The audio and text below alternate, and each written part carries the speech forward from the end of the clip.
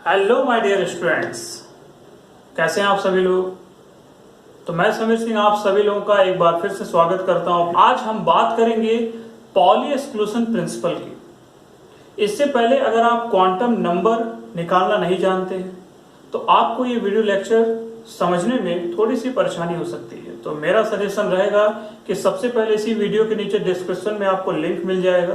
Quantum number को सबसे पहले सीख लीजिए, फिर आज का लेक्चर आपको बहुत ही बेहतर समझ में आने वाला है।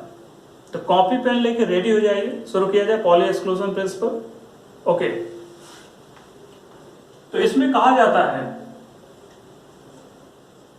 No two electrons, okay, no two electrons in an atom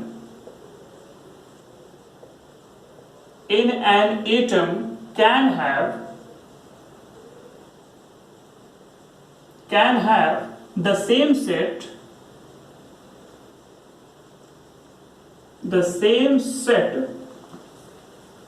of 4 quantum number. Okay, 4 quantum number. इसका सेंस क्या है, इसमें क्या कहा जाता है वो आप देख रहे हैं कि no two electrons in an atom can have the same set of 4 quantum number. 2 electrons अगर मौजूद हैं तो उनका चारों क्वांटम नंबर की वैल्यू कभी भी समान नहीं हो सकती है, कभी भी सेम नहीं हो सकती है। ये क्या है, अभी हम इसको एग्जांपल से समझने की कोशिश करेंगे। एक और बहुत ही इंपॉर्टेंट इंफॉर्मेशन जो दी जाती है वो आपको जानना चाहिए। एंड ऑर्बिटल्स, ठीक है, ऑर्बिटल में can have maximum 2 electrons, maximum 2 electrons and these, मतलब जो 2 इलेक्ट्रॉन्स पाए जाते हैं, मस्ट हैव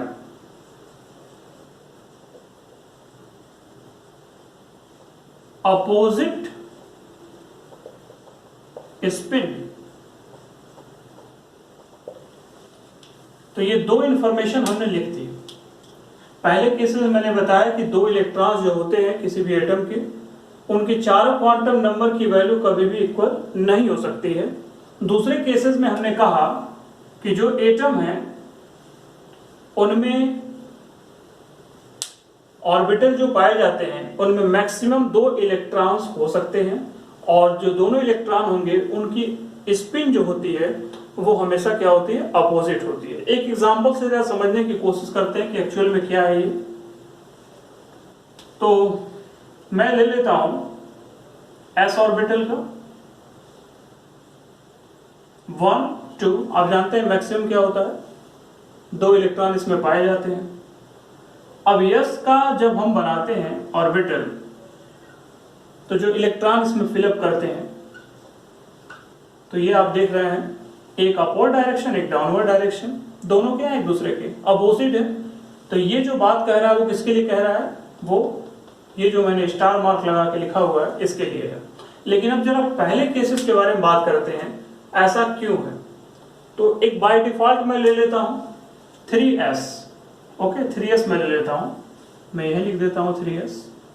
और 3s का केस मैं लेके n की, l की, m की और s की वैल्यूज आपको दिखाता हूं। और आप जानते हैं s में 1 और 2, 3s 1 3s 2 यही होता है। तो n की वैल्यू यहां से आप डिसाइड कर लेंगे, तो ये होगा 3, l की वैल्यू 0, m की वैल्यू 0। क्यों, क्योंकि s के लिए l की वैल्यू क्या होती है, 0 होती है, m के लिए 0, s के लिए क्या हो जाएगा, +½ तो ये जो मैंने अभी निकाला वो 3s1 के लिए था। इसी तरह अगर मैं 3s2 के लिए निकालूं तो इसके लिए क्या हो जाएगा, 3 0 0 और ये हो जाएगा -½ तो यहाँ पे आप देख सकते हैं कि n की वैल्यू यहाँ पे 3 है, यहाँ 0 और वहां पे +½ तो ये चारों वैल्यूज आपको क्या मिल रही है, डिफरेंट मिल रही है। और इससे भी मजेदार बात यह है कि S1 के साथ यानी S का ही ये दूसरे वाले इलेक्ट्रॉन का जब हम क्वांटम नंबर का सेट निकालते हैं तो सभी वैल्यू सेम है, लेकिन ये स्पिन क्या हो गया, -12 हो गया। तो आप पहले जो स्टेटमेंट दिया गया है उसको ये वेरीफाई करता है, ठीक।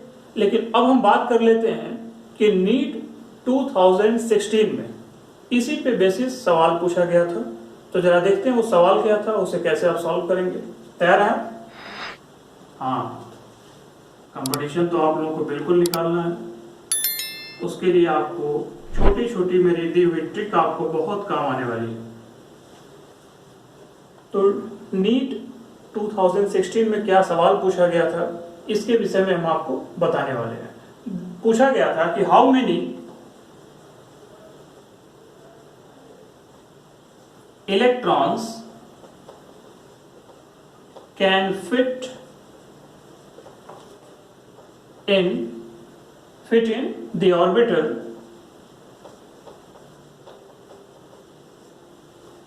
और उसके लिए जो इंफॉर्मेशन दी गई थी वो क्या दी गई थी, फॉर विच, बहुत ध्यान से देखिएगा कितना कंफ्यूजिंग क्वेश्चन है ये, for which n is equal to 3, okay, और L इज इक्वल टू दिया था 1।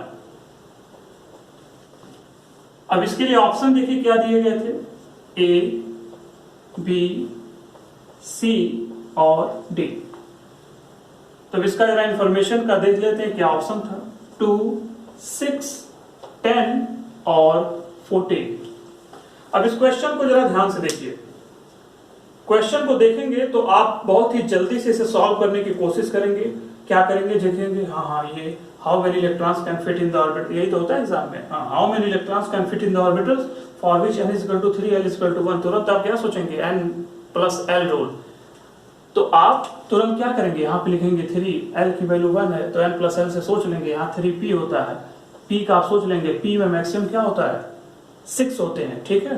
तुरंत देखेंगे, हाँ ऑप्शन भी दिखाई दे देगा, मजेदार बात देखिए, तुरंत ही टिक लगा देंगे, ठीक है, टिक लगा देंगे और ये क्या हो जाएगा, गलत हो जाएगा। यही कंपटीशन है और इसी चीज को आपको समझना है, ठीक है। क्वेश्चन देख के खुश नहीं हो जाना है, क्वेश्चन को पढ़ने की हैबिट डालनी चाहिए, ठीक है। क्वेश्चन अगर पूछ रहा है तो उसमें क्या पूछ रहा है, इंफॉर्मेशन क्या जानना चाहता है, वो ये जानना चाहता है कि how many electron can fit in the orbital. इससे कोई लेना देना नहीं है कि ये क्या दिया हुआ है, n इज इक्वल टू 3, आपको कंफ्यूज करने के लिए दिया है।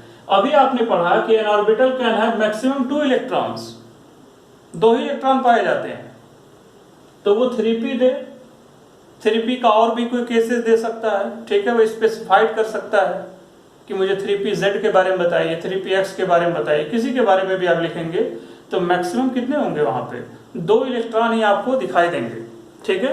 तो इसलिए इसका ऑप्शन 6 ना होके इसका ऑप्शन हो जाएगा 2। हाँ, तो ये थोड़ी सी चीजें आपको जल्दबाजी में अगर आप किए तो ये आपके लिए समस्या का कारण बन सकता है। तो गए थे मार्क लेने, उल्टा निगेटिव होके खुश होके चले आए, ठीक है। और मजेदार बात देखिए, जब ऑप्शन गलत हो जाता है तो हम घर पे आते हैं, ठीक है, गलत लगा के बैठे हुए अपने फ्रेंड्स को बहुत शेयर करते हैं, कह रहे देखो मेरा ये ऑप्शन सही हो गया, ठीक है, ये तो 4 नंबर मिलना ही मिलना है इसमें, ठीक है।